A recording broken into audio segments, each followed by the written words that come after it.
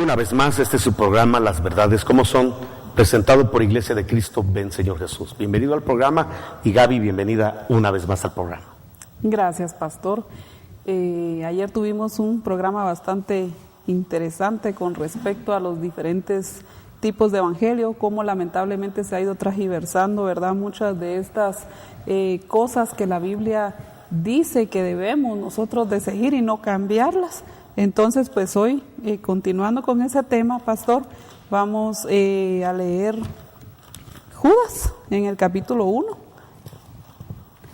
versículo 11, ¿verdad? En donde la palabra de Dios dice: ay de ellos, porque han seguido el camino de Caín y se lanzaron por lucro en el error de Balaam y perecieron en la contradicción de Coré. Entonces, pues acá nos sigue mostrando, ¿verdad?, cómo el evangelio pues se ha ido manipulando de acuerdo pues a lo que los demás quieren, ¿verdad? Para que usted pues nos explique. Continuando el tema. Muy bien. Fíjese, hermana, que por el texto que usted está leyendo, yo busqué también Judas 11. Dice, el apóstol Pablo está hablando de gente que se infiltra en la iglesia. No es gente que está en el mundo. Sí. Sino que es gente que está en la iglesia. Entonces, la gente que está en la iglesia puede enseñar estos tres caminos. Y de hecho, en la congregación del apóstol Judas, eso estaba pasando. Y entonces Judas empieza a denunciar a este tipo de hombres. Y en el verso 11, porque Judas solo un capítulo tiene, dice, ay de ellos, ay es un ay de dolor, sí, porque han seguido el camino de Caín. El día de ayer hablábamos que el camino de Caín era cambiar el culto a Jehová, como está establecido en la palabra, para establecer el propio, el mío propio. Sí. Creo que con lo que hablamos ayer, eso está, diríamos, punto visto. Pero me llama la atención que dice que hay gente que se ha lanzado por lucro en el error de Balaam, y eso tenemos mucho hoy en día. Balaam es un profeta que decide profetizar y hasta maldecir a Israel por dinero. Hoy en día tenemos mucho predicador, sí, que la Biblia le llama, el apóstol Pablo le llama enemigos de la cruz de Cristo. Ellos predican del sacrificio de Cristo, pero realmente son enemigos de la cruz de Cristo. Sí. El apóstol Pablo los denuncia. Y dice, si quiere lo buscamos en el libro de Filipenses, porque me llama mucho la atención este pasaje. La verdad que cuando uno lo lee, le da, ¿cómo se llama?, cierto... Encontramos cuando el apóstol Pablo dice que andan muchos por ahí. O sea, vuelvo a la carga de lo que hablábamos ayer, no son pocos, son muchos. Yo voy de acuerdo que fueran pocos, pero el apóstol Pablo dice que son muchos. Y los que andan por ahí, de los cuales ya Pablo había advertido muchas veces, y aún ahora lo digo llorando, que son enemigos de la cruz de Cristo. Porque aunque cantan de la cruz de Cristo, aunque predican de la cruz de Cristo, realmente son enemigos de la cruz. ¿Por qué? Porque realmente, hermana, el Señor nos llamó a tomar nuestra cruz. ¿Cierto o no? Sí. No la cruz de Él, porque Él llevó su cruz. Sí. Y con su cruz nos salvó. Pero ahora nos está pidiendo a todos los cristianos que tomemos una cruz para morir en ella. Para que nuestras pasiones, nuestras concupiscencias, para que el hombre viejo sea crucificado en esa cruz. Y entonces nosotros podamos caminar una vida agradable a Dios. ¿Cierto o no? Sí. Pero hay gente que eso no le gusta. Sí. Porque entonces hay que predicar en contra del pecado. Hay que predicar en contra de las prácticas mundanas. Hay que predicar en contra del paganismo que está dentro de la iglesia. Y eso a mucha gente no le gusta. Sí. Le gusta que le hablen que no importa cómo estés, de todos modos Dios te ama y punto, y sigue adelante. No hay un mensaje que choque con la carnalidad del hombre, porque eso a mucha gente, eso ahora es religiosidad y legalismo. Sí. Pero fíjense que el apóstol Pablo dice que muchos predicadores son enemigos de la cruz de Cristo. ¿Cómo identificar a uno de ellos? Sí. El verso 19 lo dice. Dice que su Dios es el vientre y la gloria es su vergüenza. Solo piensan en lo terrenal. Sí. ¿Cómo puedo identificar yo a un ministro, sea apóstol, profeta, evangelista, pastor o maestro, que es un enemigo de la cruz de Cristo? Muy fácil, solo piensa en lo terrenal y su Dios es el vientre. Sí. Entonces ahí tengo yo claro quién es un predicador que causa un choque, porque es un enemigo de la cruz de Cristo, aunque predique de Cristo. Exacto. Vamos a decirlo de esta manera, no habrá hoy en día muchos predicadores, no pocos, que realmente su finalidad es predicar solo cosas terrenales. Vamos a ver, ¿qué es lo terrenal? Salud, solo de sanidad de cuerpos, y campañas y cruzadas, solo que la cosa es el bienestar del cuerpo, salud de cuerpo, salud de cuerpo, salud. ¿Creo yo en la sanidad de los cuerpos? Desde luego que sí, eso está vigente. Sí. Es uno de los dones del Espíritu. Es una de las prácticas de los hechos de los apóstoles. Sí. Es un resultado de creer en el nombre de Cristo, que pondrán las manos sobre los enfermos y ellos sanarán. Es una práctica de la iglesia. Claro que creemos en la sanidad de cuerpos. Por supuesto. Pero una sanidad de cuerpos que no nos lleva a una sanidad de alma y que no nos lleva a una relación de intimidad con Dios, no sirve. A un cambio en nuestras vidas, ¿verdad? Desde luego que todo beneficio que recibimos de Dios debe llevar como finalidad la transformación de la carnalidad del hombre a una vida del espíritu. Eso es así. Sí. Bueno, ¿qué es lo que se pretende? Se pretende con los enemigos de la cruz de Cristo solo pensar en el bienestar del cuerpo. 2, prosperidad económica. Sí. Solo el bienestar económico de la gente. Sí. Entonces todos los mensajes van enfocados. encaminados a sanar cuerpos y a sanar finanzas. Sí. Ahora, ¿cuál es el objetivo de predicar de finanzas en la iglesia? Realmente el beneficio es de que la gente siga aportando más y que siga aportando más y ver la forma de sacarle a la oveja la lana, ya está trasquiladita, pues seguirle sacando más. Sí. Que eso es lo más común ahora. Fíjese, hermana, que es tremendo que hoy en día mucho púlpito está dedicado solo a cosas terrenales. Y cuando hablo de cosas terrenales estoy hablando puramente del dinero. Y hay gente que llega a la iglesia esperando un toque de Dios y lo único que oye es 10 pasos para pagar la tarjeta de crédito, 5 pasos para prosperar, 20 pasos para... Y en todos los pasos está la forma de ver cómo se le saca dinero a la gente. Sí. Han llegado a ser tan descarados que en programas de televisión llamados telemaratones, a la gente la invitan a comprar su milagro, Exactamente. a pagar por un milagro. Y ese evangelio le podríamos llamar que es el evangelio de Simón el Mago. Exacto. Yo sé que esto que voy a decir va a chocar con mucha gente, pero hoy en día está muy dado a que la gente haga pactos financieros con Dios. Exacto. ¿Cuál es la base de esta gente que predica esto?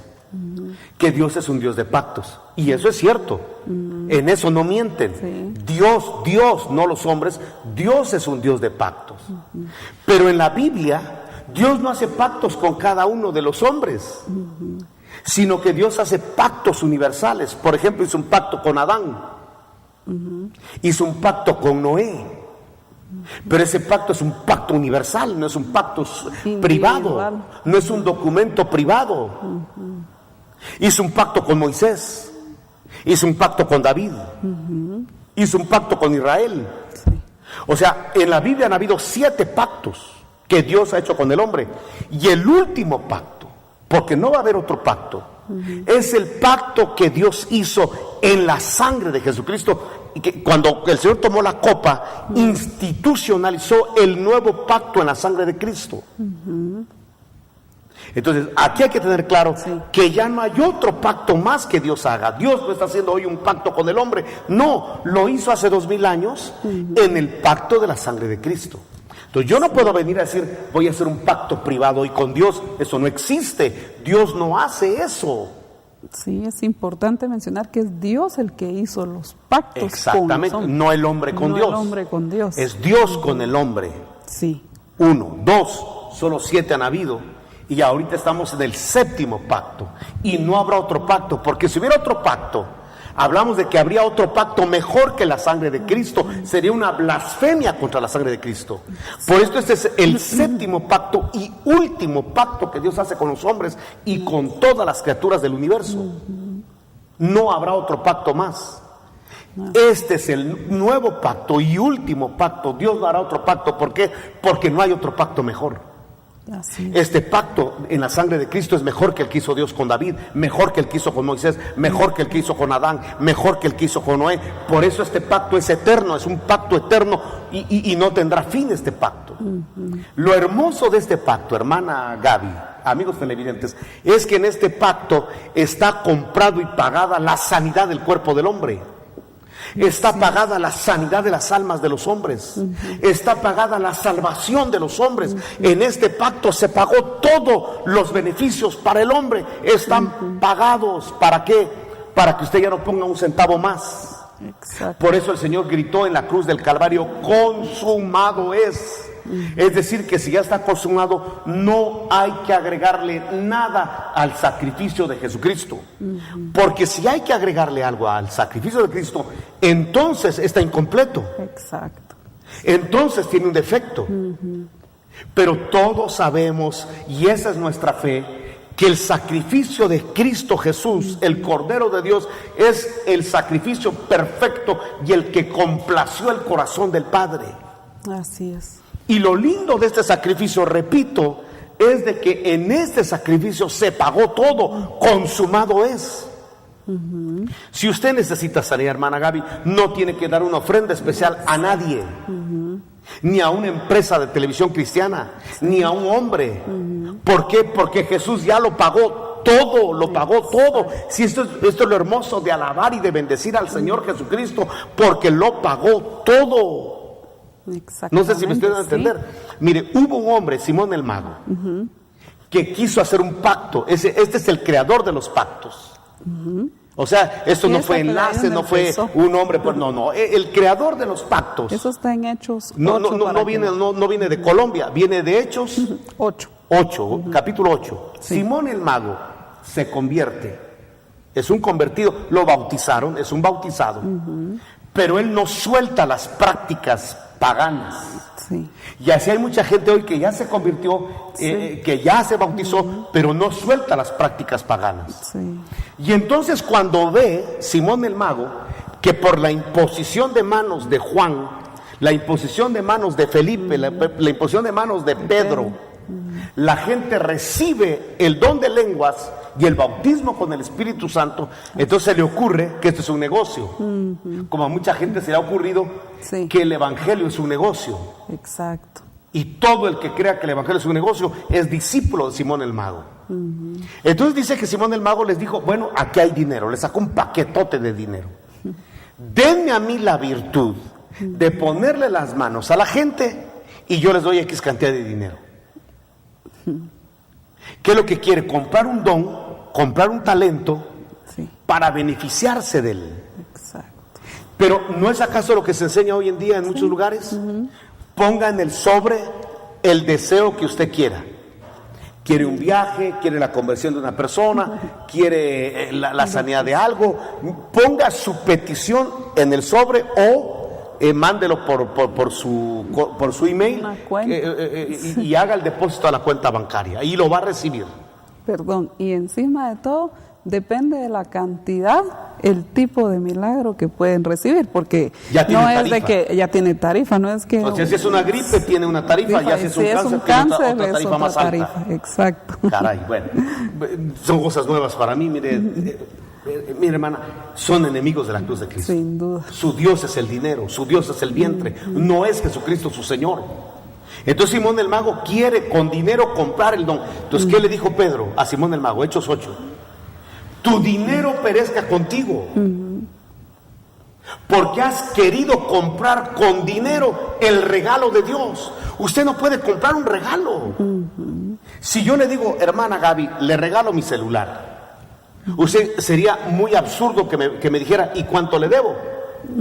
Pues yo le voy a contestar, se lo estoy regalando, no me debe nada. Exacto. Claro, a mí me costó. Claro. Y vaya si no me costó, pero se lo estoy regalando. Entonces, lo mismo hace Dios con el hombre.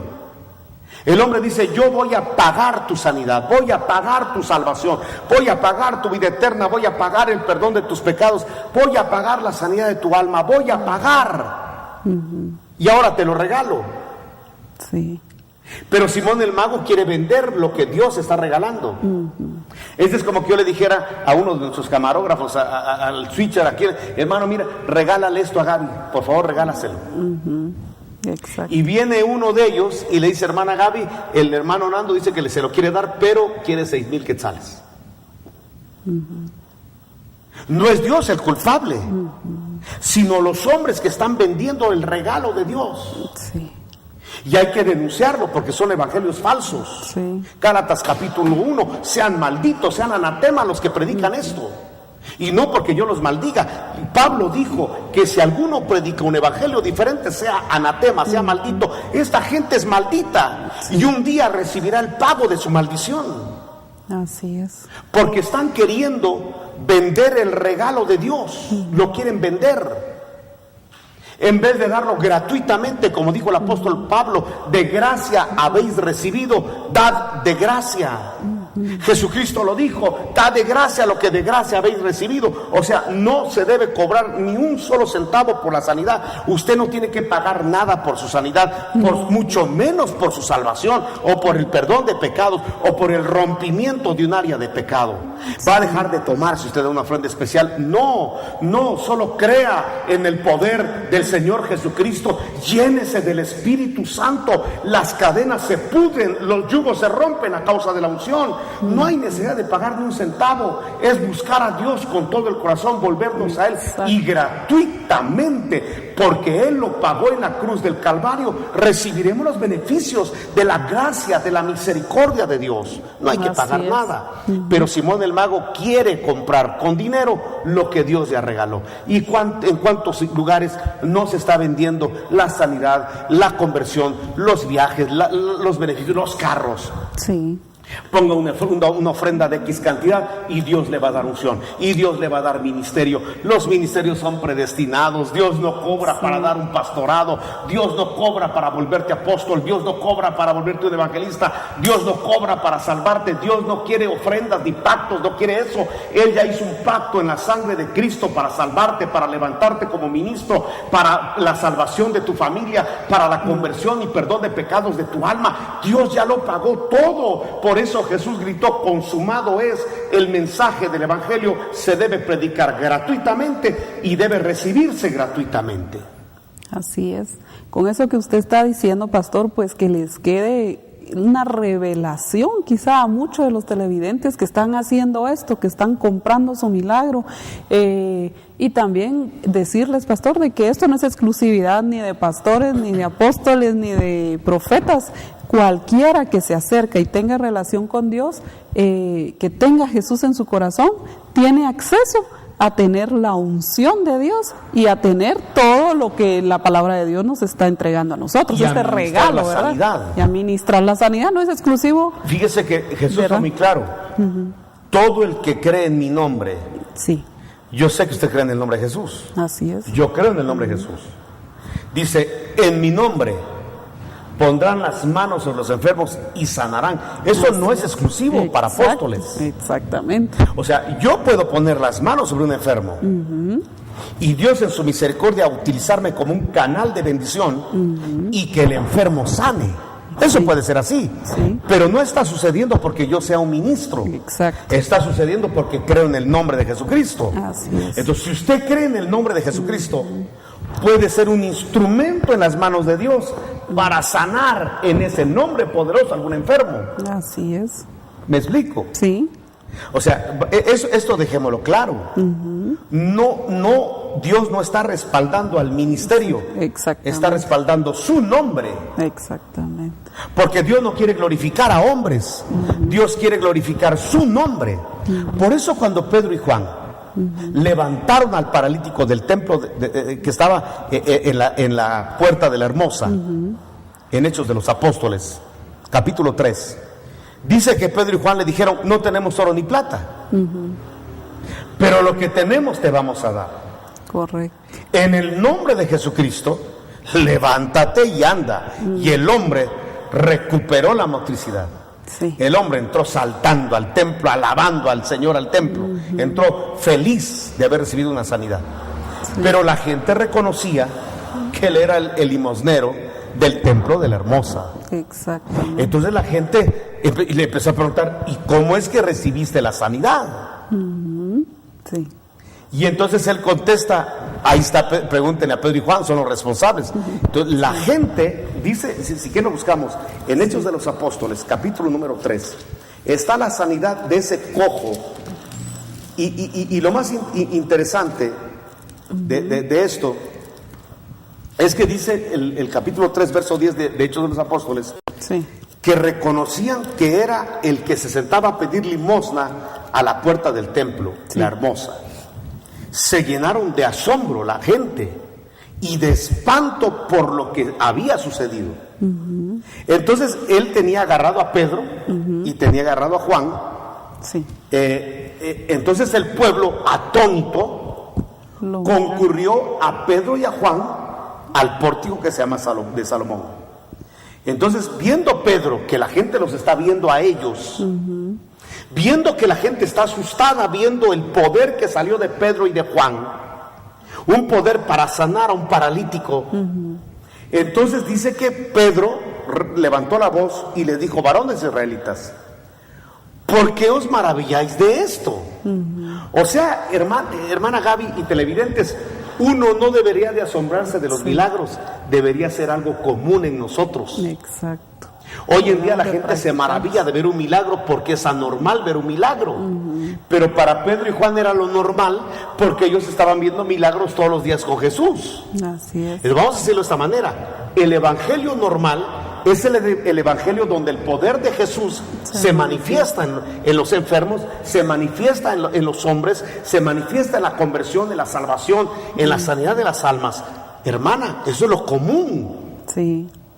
Entonces Pedro dice: ¿por qué se maravillan de esto? Si esto debería ser común, ver milagros por el nombre de Jesucristo debería ser lo común. El evangelio anormal es donde no pasa nada. Exacto. Donde predicamos de Cristo, hablamos del nombre de Cristo, pero nunca pasa nada sobrenatural.